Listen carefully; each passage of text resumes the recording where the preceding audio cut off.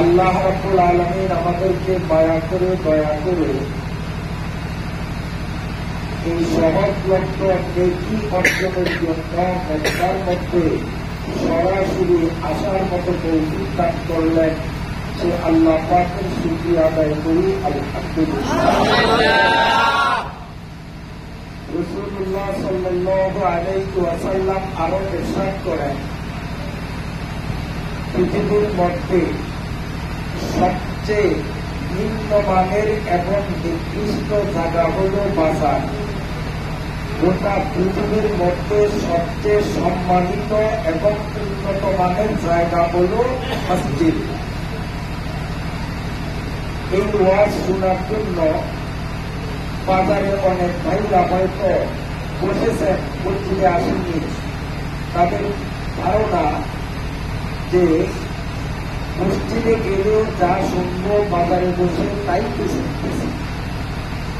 এইগুলো কাদায় করে একনিষ্ঠ মনে বাজারে বসে বয়ান শুনতেছেন, কিন্তু মসজিদে আসলেন না, মসবায় বসার সওয়াব তারা পাইলেন না।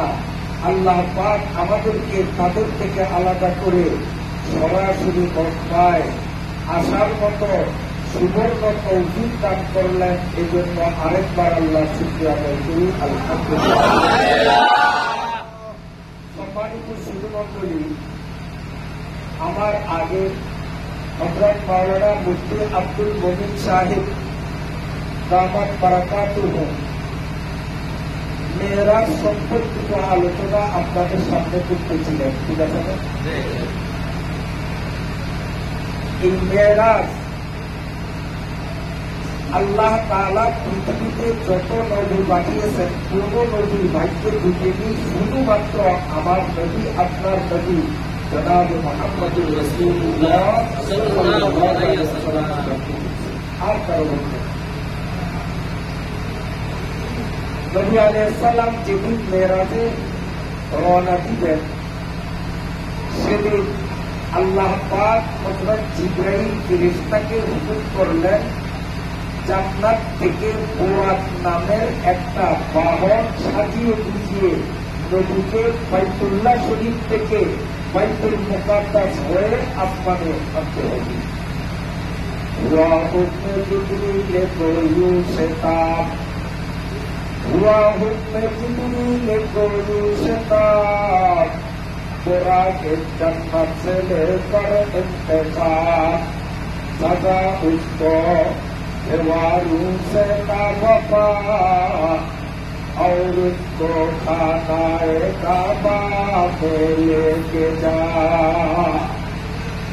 আল্লাহ রাব্বুল আলামিন জিবরাইলকে হুকুম করলেন, আমার নবীকে মেরাজে আনতে হবে। জান্নাতি অলঙ্কারে জান্নাতের বুরাক নামক জন্তুটাকে সাজিয়ে গুছিয়ে কাবা করে নিয়ে যায়।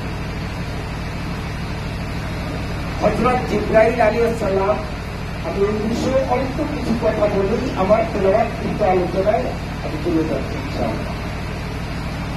হযরত জিবরাইল আলাইহিস সালাম নির্দেশগত জান্নাতের বুরাক সাজিয়ে গুছিয়ে কাবাগরের সামনে আনলেন। এসে দেখেন রাসূলুল্লাহ সাল্লাল্লাহু আলাইহি ওয়াসাল্লাম ইশার নামাজের পর চাস্তবুর হযরত উম্মে হানি রাদিয়াল্লাহু তাআলা আনহার ঘরে রাতের খাবার খেয়ে বাইতুল্লাহ শরীফের হাতিমে কাবার মধ্যে শুয়ে ঘুমাতো। হযরত জিবরাইল ফেরেশতা দেখলেন নবী ঘুমে অচেতন, এদিকে মেরাজের চাষটাইলেই আমাকে রওনা দিতে হবে। তিনি নবীকে ঘুম থেকে জাগাবার জন্য একবার মাথার কাছে যান, সাহসে দেয় না নবীকে যে ডাকতে। আমার পায়ের কাছে যান, আমার মাথার কাছে আসেন, আমার পায়ের কাছে যান, ডাকার মতো সাহস হয় না। এদিকে চিন্তায় হযরত জিবরাইল আলাইহিস সালাম অস্থির। সময় মতো যদি রওনা না দেই তো আল্লাহর কাছে কৈফিয়ত দিতে হবে। আমি ফেরেশতা, আল্লাহর হুকুমে পুজো এদিক সেদিক করতে পারবো না, সময়ও বেশি হাতে নাই, নদীও ঘুমাইতেছেন, ভয় লাগে যদি আমি নবীকে নিয়ে বলি ইয়া রাসূলুল্লাহ ওঠেন, আর নবীর কাঁচা ঘুম ভাঙ্গার বিরক্তিকর ভাব নবীর মধ্যে পয়দা হবে, নবীর অভিশাপিত আমার কপাল তুলে যাবে। তিনি ভয়ে টাকার সাহসও পান না। টাকার জন্য একবার মাথার কাছে একবার পায়ের কাছে যান, ডাকতে সাহস পান না। যদি না বেয়াদবি হয়, আল্লাহ রাব্বুল আলামিন ডাক দিলেন, জিবরাইল কি খবর, রওনা দেবে না? জিবরাইল আমিন বলেন, আল্লাহ সময় তো হয়ে গেছে, কিন্তু আপনার বস্তু তো ঘুমায়। আল্লাহ সব কিছু জানেন বুঝেন, তারপরেও জিজ্ঞেস করেন তুমি কি ডাকছো? জিবরাইল বলেন, আল্লাহ আমি ডাকার জন্য একবার নবীর মাথার কাছে গিয়ে দাঁড়াই, সাহসে কুলায় না বলে আমি ডাকতে পারি না, আবার পায়ের কাছে গিয়ে দাঁড়াই। এদিকে সময়ও বেশি হাতে নাই, আমি কি করবো, কিনারা খুঁজে পাই না। জিবরাইল বলতে পরিচয় দিয়েছ, তুমি যদি আমার নদীকে ডাক দিতা, আমার নদীর কাঁচা ঘুম ভাঙ্গার বিরক্তি বোধ করতেন, বেয়াদবি হয়ে যেত। নদীর সাথে বেয়াদবি বলে তোমার নাম ফেরেশতার থেকে আমি কেটে দিতাম। তুমি নদীকে সম্মান করেছ, বেয়াদবি করনি, বুদ্ধির পরিচয় দিয়েছ, তোমার কপাল ভালো।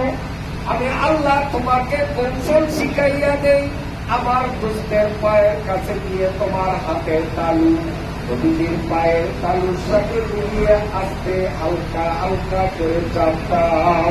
আমি আল্লাহ প্রতিটি মানুষের পায়ের তালুর সাথে চোখের সাথে একটা গভীর সম্পর্ক করে দিয়েছি।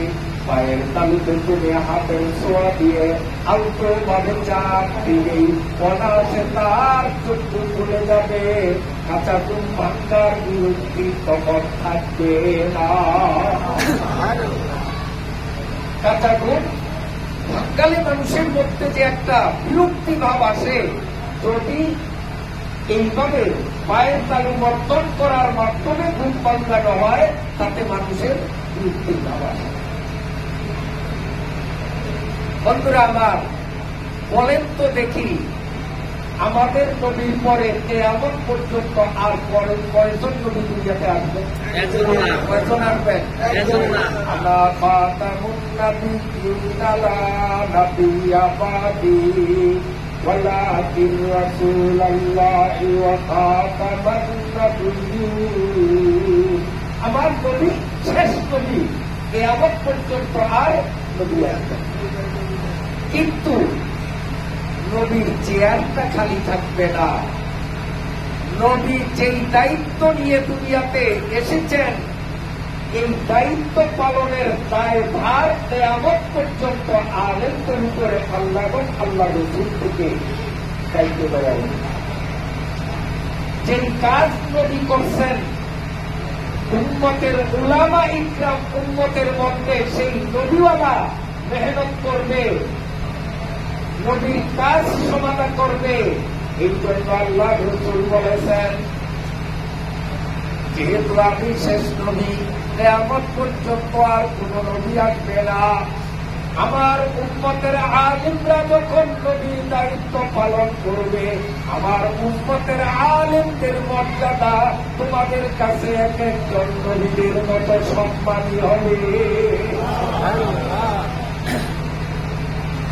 যেহেতু নবীর কাম আলিমরা করেন, এজন্য আলিমকে ওয়ারাসাতুল আম্বিয়া, নবীদের ওয়ারিস। শুধু আমাদের এক নবীর ওয়ারিস না, আদম আলাইহিস সালাম থেকে নিয়ে আল্লাহ যত নবী দুনিয়াতে পাঠিয়েছেন, আখিরি নবীর উম্মতের এক একজন আলিম সমস্ত নবীদের সমপরিমাণ মর্যাদার দাবিদার।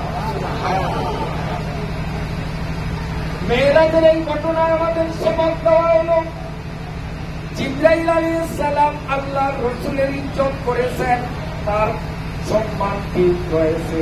যদি রাসূলের সাথে বেয়াদবি করত, জীবনে হযরতে জিবরাইল আর ফেরেশতার কাতারে থাকতে পারতেন না।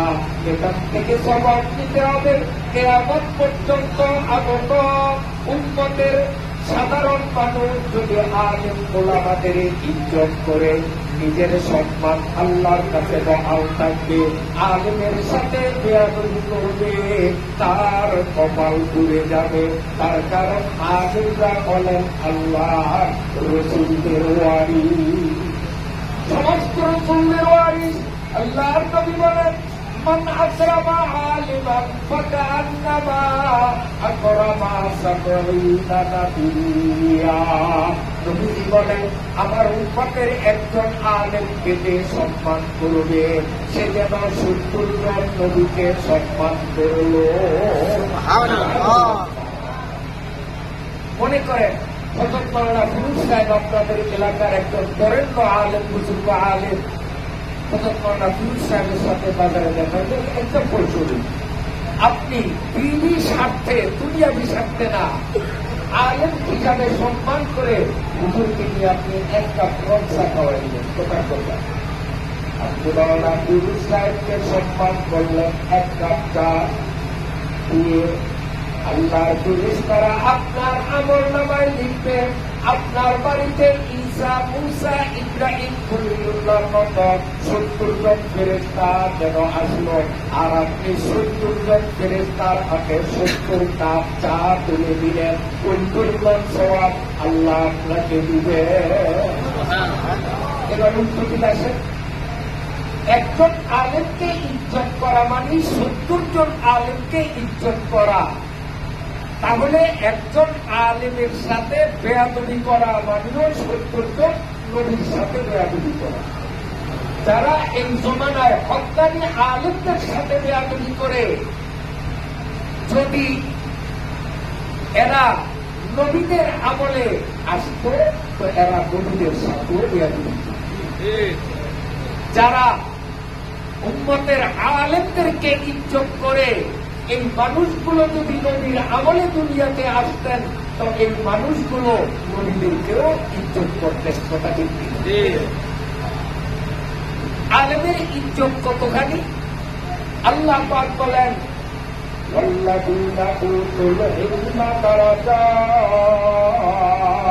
আল্লাহ বলেন আলেমদের ইজ্জত অসীম, আলেমদের ইজ্জত অসীম, কোন তুলনা নাই।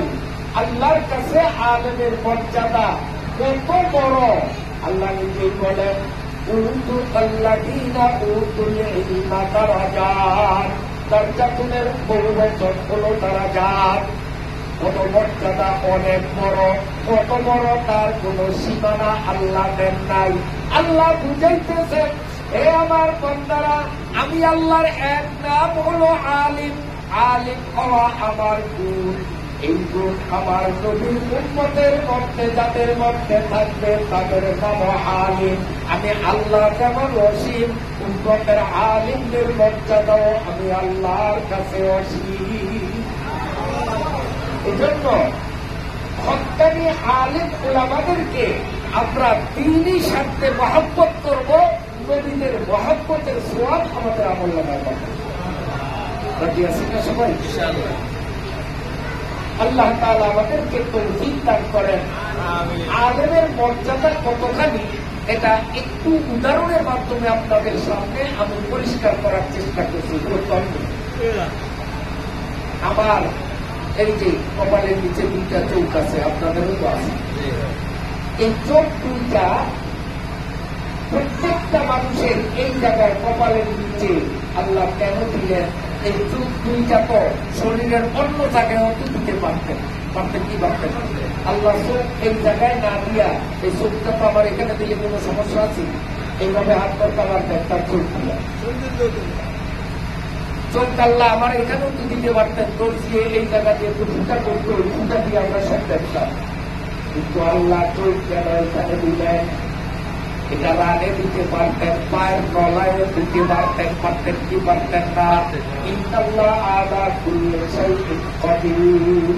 আল্লাহ সব বিষয়ে শক্তিমান। কিন্তু কখনো কি আমরা চিন্তা করছি যে আল্লাহ আমার চোখ শরীরের অন্য কোনো জায়গায় না দিয়া আল্লাহ এখানে কেন দিলেন? চোখ এখানে ঠিক করার মাধ্যমে আল্লাহ আমাকে আপনাকে বুঝাইতেছেন, ও আমার বান্দারা, তোমার শরীরের যতগুলো অঙ্গ প্রত্যঙ্গ আছে এই অঙ্গ প্রত্যঙ্গের মধ্যে চোখ একজন আলিম। কারণ আলিম কারে বলে? অজানা জিনিস যে জানে তারা কি করে? আলিম। কোনটা হালাল, কোনটা হারাম, কোনটা মাকরুহ, কোনটা ফরজ, কোনটা ওয়াজিব, এটা আলেমরা ভালো জানে না, আমরা আলেম না তারা বেশি জানি। তারা জানে আলেমরা। বা আলেম বলে অজানাকে যে জানে। আল্লাহ বুঝাইতেছেন, আমার বান্দারা, বহু অজানা জিনিস চোখের মাধ্যমে আমরা জানি। কি বলেন? ইনিও মুখ, ইনিও মুখ, কি দিয়ে জানছি? চোখ বন্ধ করে যে হাত করি তো বাংলা পুরুষরা আমার ভাষাতে আছে, আমি বলতে পারবো। কি বলেন? এবার কেউ জায়গায় গিয়ে বলতে পারবো। তো আমরা জানি কিসের মাধ্যমে? তো চোখে অজানা জিনিসকে জানে। অতএব মানব দেহের অঙ্গগুলির মধ্যে চোখ একটা আলেম, সে অজানা জিনিস জানে। আল্লাহ বুঝাইতেছেন, বান্দা, তোমার চোখ আমি উপরে না দিয়া যদি আমার তোমার দেহের নিজের অংশের মধ্যে দিতাম, আলেমের মর্যাদা ঠিক থাকতো না। যেহেতু চোখ একজন আলেম, এই জন্য চোখের মর্যাদা ঠিক রাখার জন্য আমি আল্লাহ দেহের উল্টের অংশে তাকে বসিয়েছি। ইচ্ছা করলে আমি তোমার হাতের তালুতে, হাতের পুঁতে, তোমার বাহুতে, তোমার রানে, তোমার পেটে দিতে পারতাম, কিন্তু তা না করে চোখটাকে আমি উপরে দিলাম। কেননা চোখ আলেম, আর আলেমকে দেহের উপরেই রাখতে হবে, নইলে আলেমের মর্যাদা থাকে না। আল্লাহ দেহের উপরে তো রাখলেন, রাখার পরে চোখ নামক আলেমের সম্মানার্থে, এই আলেমের হেফাজতের জন্য কি প্রতি ব্যবস্থাপনা করছেন দেখেন। আলেমের কোন দুশ্মন, বিশেষ করে শীতকালে কবরের চোখে আলেমের দুশ্মন, আলেমের সাথে বেয়াদবি যেন না করতে পারে, পোকা এসে চোখের ক্ষতি না করতে পারে, এজন্য আল্লাহ রাব্বুল আলামিন পরওয়ারদিগারে আলম আমাদের প্রত্যেকের চোখ নামক আলেমের হেফাজতের জন্য, আলেমের এইভাবে সম্মান রক্ষার জন্য আল্লাহ তাআলা সাঁতার ঠিক করে দিয়েছেন। এই বাজারে প্রতিটা দোকানে যেমন সাঁতার আছে, আল্লাহ চোখ নামক আলেমের হেফাজতের জন্য এই যে চোখের পাতাটা, এটা একটা যেন সাঁতার, একটা পোকা আসতেছে অটোমেটিক সাঁতার মধ্যে হয়ে যায়, ভিতরে দেখতে পারে। তবে সব সময় সাঁতার বন্ধ রাখিয়া আলেমের হেফাজত যদি আমি আপনি করতে যাই, আমাদের জীবন অতিষ্ঠ হয়ে যাবে, পথ চলতে পারবো না। এই সাঁতার আটকাইলাম, কি বলেন? লিখতে দিচ্ছেন আমার দাদু, হাঁটা যাবে না। কাজী সবসময় সাঁতার আটকানো যাবে না, খোলা রাখতে হবে। এই খোলা অবস্থায় আলেমের দুশ্মন পোকা ঈশা চোখ নামক আলেমের সাথে বেয়াদবি করবে।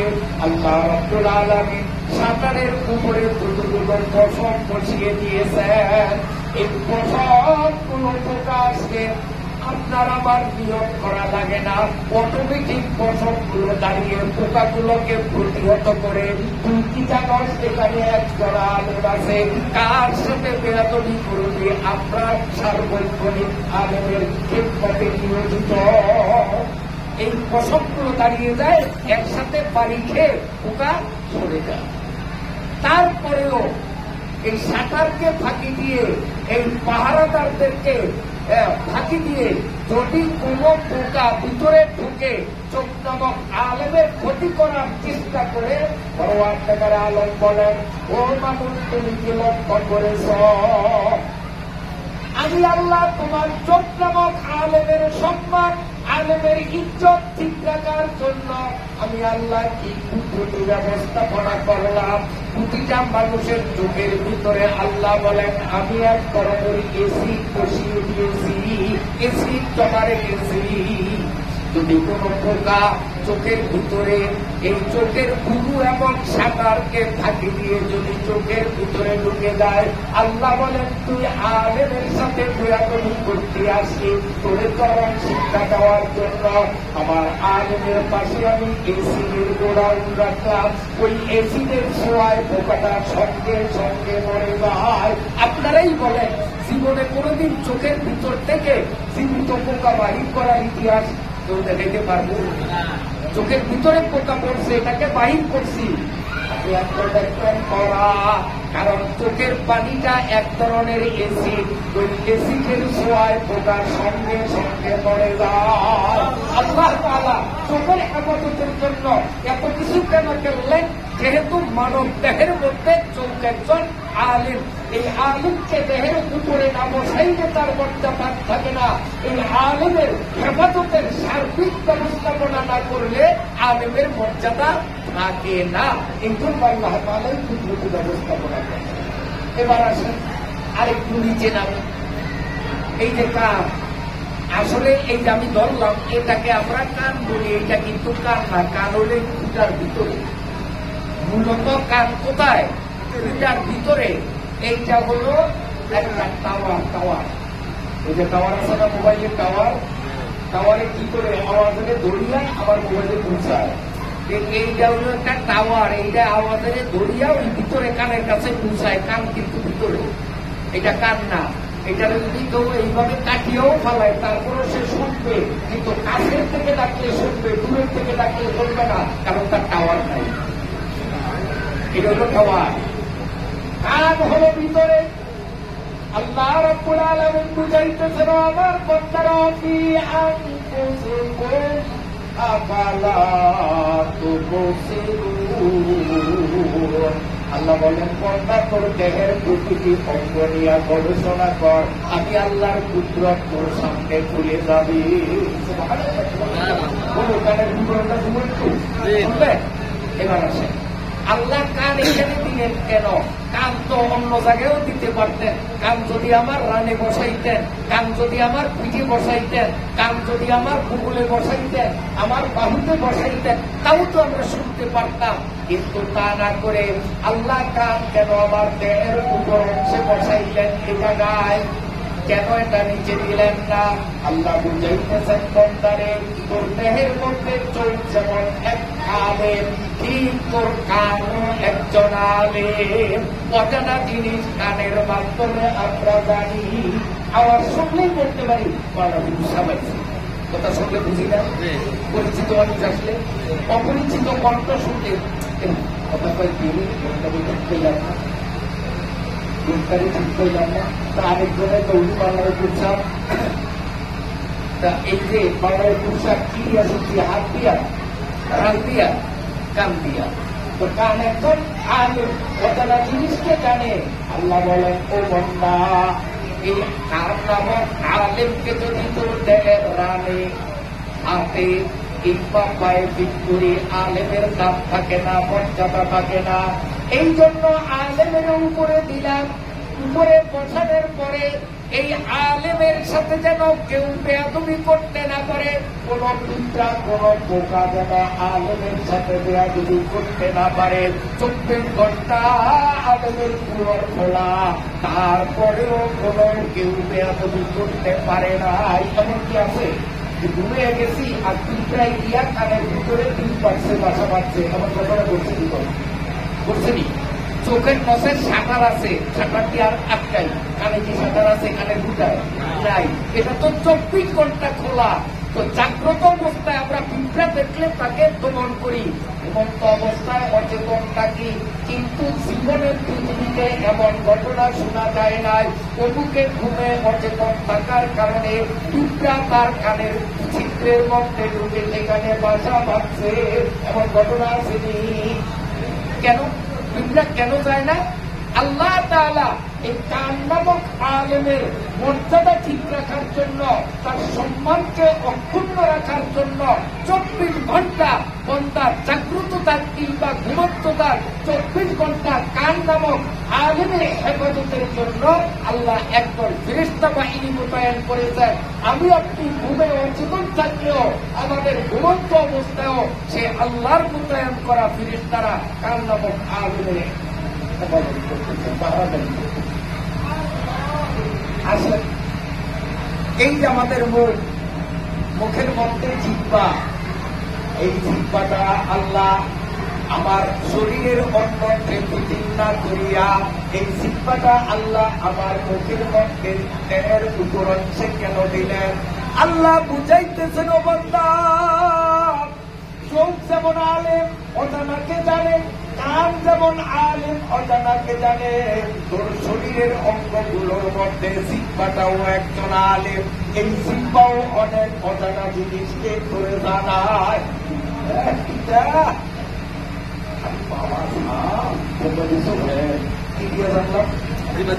আঙ্গুল দিলে কিন্তু জানলার টিকা নিজানা টিকা বুঝা যাইব, মাতালিয়া চাইব, পাউলিয়া চাপটা ধরলে জিহ্বার একটু ছোঁয়া দিলেই বুঝা যায় জিহ্বা একজন আলিম। আল্লাহ বলেন, বান্দা, তোর দেহের মধ্যে জিহ্বা যেহেতু একজন আলেম অজানাকে জানে, আমি আল্লাহ যদি জিহ্বা দেহের উদ্যাংশে ঠিক না করে নিম্ন অঞ্চলে ঠিক করি, তাহলে আলেমের মর্যাদা ঠিক থাকে না। আলেমের মর্যাদা ঠিক রাখার জন্য জিহ্বাটারে উপরে দিলাম। আবার এই জিহ্বার হেফাজতের জন্য আমি আল্লাহ ৩২ জন পুলিশ মোতায়েন করে দিলাম। ২৪ ঘন্টা পুলিশগুলো একটা আরেকটার সাথে জড়ো হয়ে ২৪ ঘন্টা জিহ্বা নামক আলেমের পাহারাদারিতে মোতায়েন থাকে। পুলিশের জন্য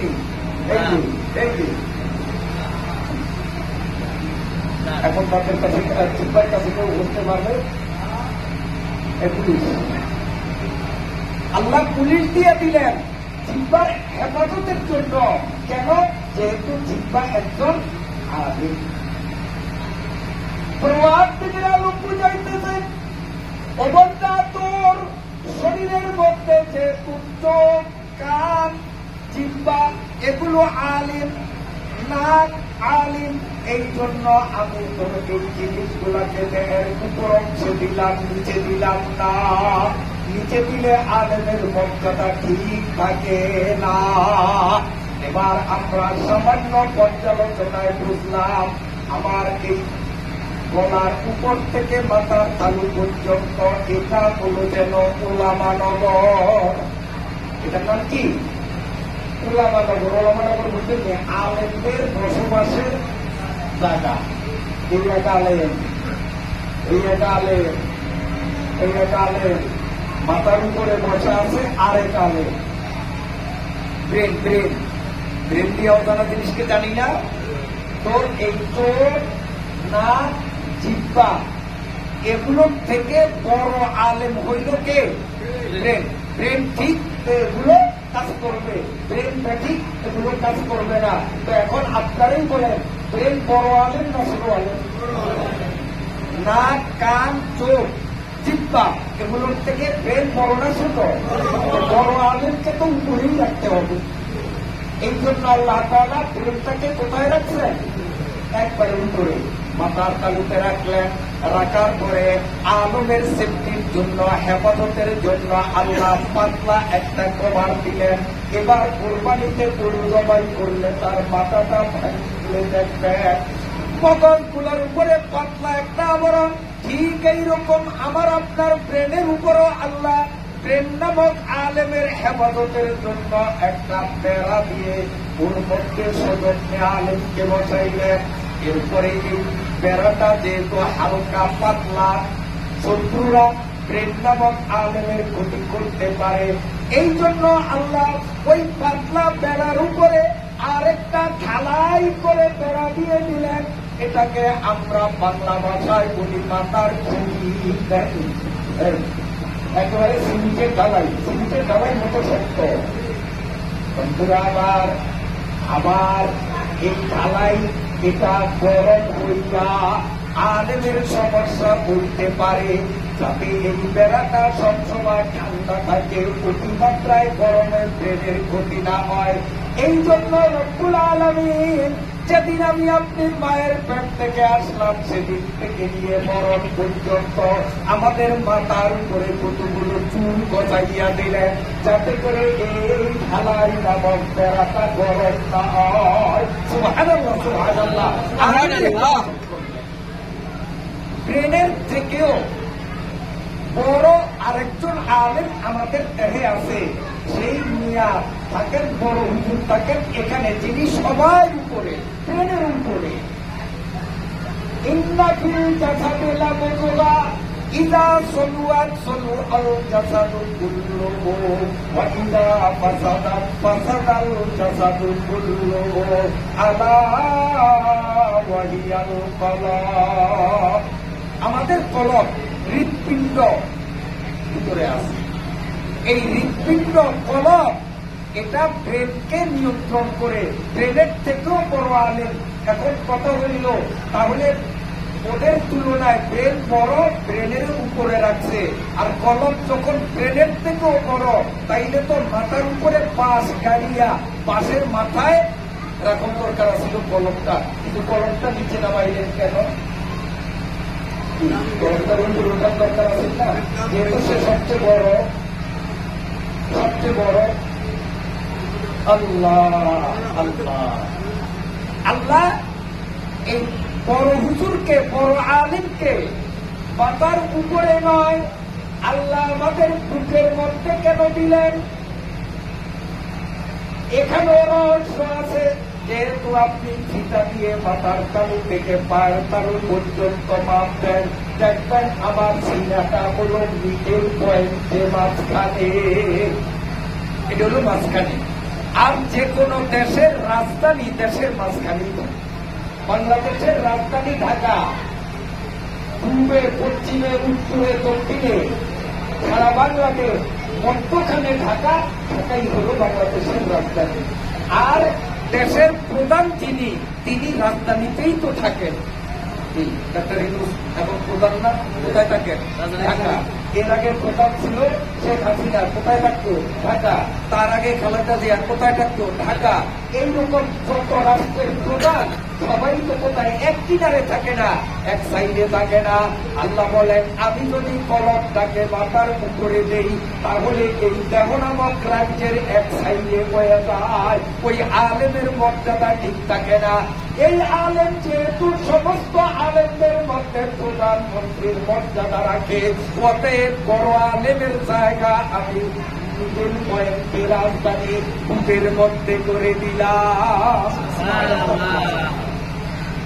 আলেমের মর্যাদা কে দিলেন? আল্লাহ।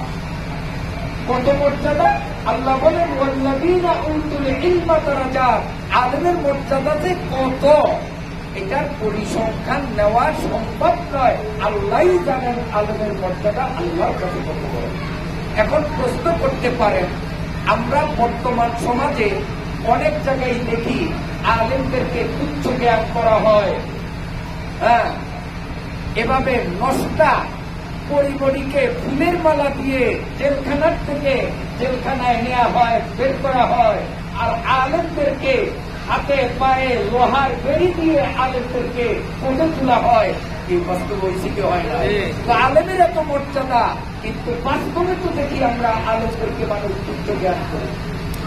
এটা তো হয়নি। আপনারা বলবো, এটা বুঝতে হবে। ছোট্ট একটা গল্প শুনতে হবে। এই হুজুরের মাদ্রাসায় পড়া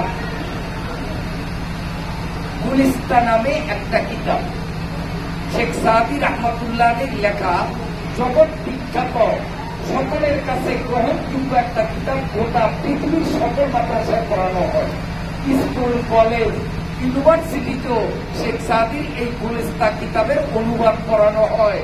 এই গুলিস্তা না পড়লে মানুষ শিক্ষিত হতে পারে না। এই কিতাবটা বড় না ছোট? মানের দিক থেকে অনেক বড়।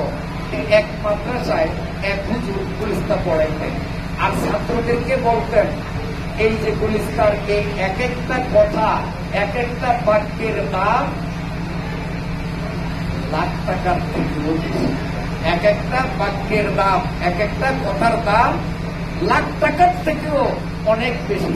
ছাত্র খুব খুশি যে আমরা এত বড় দামি কিতাব পড়ি, তার এক একটা পানির দাম লক্ষ কোটি টাকার থেকে বেশি। খুব মনোযোগের সাথে পড়া হয়, কিতাবটারে ভালো দিলেই পড়ে। একদিন একটা ছাত্র বাড়ির থেকে মাদ্রাসায় আসে, পঞ্চের জুতা পড়া, জুতার লেস গেছে সিয়া, মুসির কাছে দিল, মুসি সিলাই করছে, করার পরে নাও জুতা 2 টাকা দাও, 2 টাকা।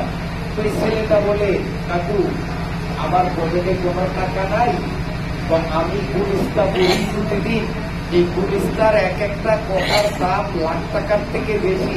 আপনাকে কয়েকটা কথা আমি শিখিয়ে দিই, আপনি আমার জুতাটা দিয়ে দেন। তো মুসিয়ে কয়, তো গুলিস্তার ডাক্তারি না, 2 টাকা দিবি, জুতা নিবি, নইলে জুতা কিন্তু আমি বাক্স করলাম। ওর যত অনুনয় করলো, মুসি জুতা দিল না।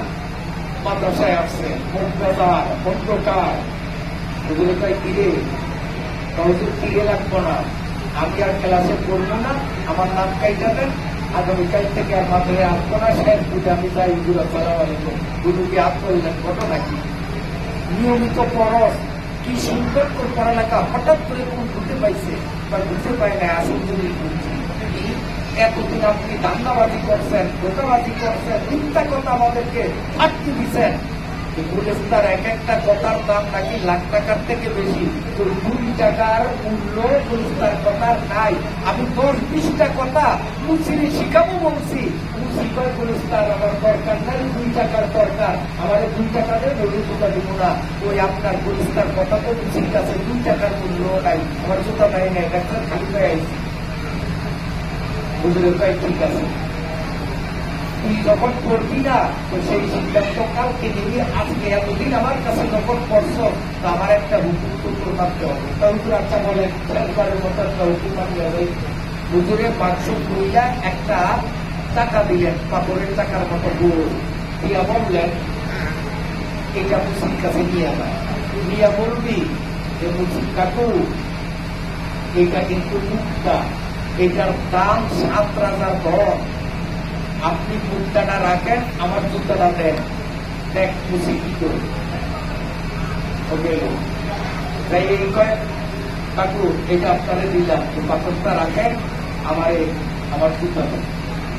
মুসি পাথরটা নিয়ে কয়, আমার সামনের থেকে সর, নইলে পাথর বাইরা তোর নাক ফুটে ধরে দেবো। আমার এই পাথরের দরকার নাই, রাস্তার পাশে খুঁজলে হাজার হাজার পাথর পাওয়া যাবে, পাথরের দরকার নেই, আমার দরকার 2 টাকা, আমার 2 টাকা দে, নইলে আমার সামনের থেকে সরা বুঝিত দেবো না। ওই এই পাথরটা সে দিল না, জুতাও দিল না।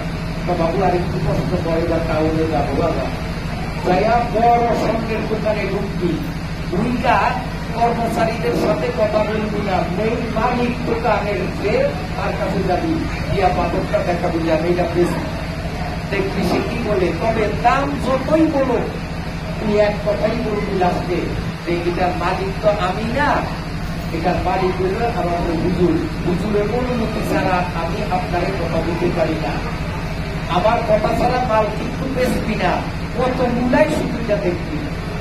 আচ্ছা গেলাম, বাজারে গিয়ে ওই দোকানের মালিকের হাতে দিছে, মালিক দেখেই তো ঠিক পাইছে, এটা তো মুক্তা, এটা কি বিট বেশি বা বেচার দুনিয়া কত, কত কত আমি বলবো না, আপনি ন্যায়সঙ্গত উচিত মূল্য যদি বলেন সেটা আপনার ব্যাপার, আমি দাম বলবো না, আপনি যদি করিয়ান এই তো দাম বলতে হবে। তুমি চিন্তা করছে ছোট্ট মানুষ, পরে ফাঁকি দিয়ে তুমি নিজের বাড়ি কামাবো, টাকা 1 লাখ টাকা দেবো, খুবই নগদ টাকা পায় না, আপনি চিন্তা বলেন না, 2 লাখ টাকা দেবো, আরো 1 লাখ দেবো, আরো 1 লাখ, 3 লাখ টাকা দেবো, দেবো নগদ টাকা, হইতে হইতে 5 লাখ টাকা। ও শক্ত পায় না, কারণ আস্তে আস্তে দাম বাড়তে আছে। এবারে 100 আরো 5 লাখ, 10 লক্ষ টাকা দেবো, দিবি দিবি, এটা তো হুজুরের আমার না, বলবো সারা দিতে পারি না, দেখ 10 লক্ষ টাকার উপরে দেওয়ার মতো আমার ক্যাপাসিটি নাই, যদি থাকতো তো দাম আরো বাড়াইতাম, আমি অত টাকার মালিক না, আমি 10 লক্ষ সর্বোচ্চ আমি দিতে পারি। তো হুজুরের কাছে যা পারমিশন দেয় নগদ ক্যাশ দিয়ে দিল 10 লক্ষ টাকা। ও আসছে এসে তো হুজুর আসছেন যে ব্যাপার, মুসির কাছে 2 টাকা পরিমাণ মূল্য তার নাই, আর ওই লোকটা 10 লক্ষ টাকা নগদ টাকা আমার সাথে বলে যে বাবু আমার কাছে টাকা নাই, থাকলে দাম আরো বাড়াইতা বাবা। পুলিশ তার কথা বুঝার মতো মুসির জ্ঞান নাই, বিদায় মুসি পুলিশ তার কিতাবের দাম দেয় নাই, মুক্তা পাথরের মূল্য বুঝার মতো জ্ঞান মুসির মাথায় নাই, তাই মুক্তাকে সে সাধারণ পাথর মনে করছে। আর স্বর্ণকার যেহেতু মুক্তা চিনছে, অতএব তার কাছে তার মূল্য রয়েছে, ঠিক না? পদরে জল জল করতে দানিয়া বেদানাও হারি, পদরে জল জল করতে দানিয়া বেদানাও হারি, পদরে বুলবুল বুল বেদানিয়া বেদানাও সাপুরি। কেমন কাজী মুসির মতো প্রেম যাদের, তারা আলেম নামক মুক্তার মূল্য বুঝবে না। আলেমদেরকে যারা তুচ্ছ করবে, সাধারণ মানুষের মতো তুচ্ছ মনে করবে, আসলে এগুলো মুসির ক্লাসের, এগুলো দেখতে মানুষ হলেও আসলে বিবেকের দিক থেকে এরা মানুষ না। আলমের ইজ্জত বুঝার মতো মেধা নাই। এই মুসিমার্কা মানুষ যেগুলো, এগুলো আলেমদের সাথে বেয়াদবি করতে পারে, আর মানুষ মার্কা মানুষ যারা, তারা কখনোই আলেমদের সাথে বেয়াদবি করতে পারে না। বেরাগের ঘটনার সূচনা থেকে আমরা এই সবক পাইলাম, জিবরাইল আমিন আলেম নবীর ইজ্জত করে নবীর কোন লাভ হয় নাই, জিবরাইলেরই লাভ হয়েছে। কিয়ামত পর্যন্ত উম্মতের সাধারণ মানুষ আলেমদের যদি ইজ্জত করে কিংবা না করে, এতে আলেমদের কিছু আসবে না। যদি আলেমের ইজ্জত যে করে, সেই নিজে লাভবান হবে। আলেমদের সাথে যে বেয়াদবি করবে, সেই মুসির কাতারে যাবে, সে মানুষের কাতারে থাকতে কথা বলে আসছে। আল্লাহ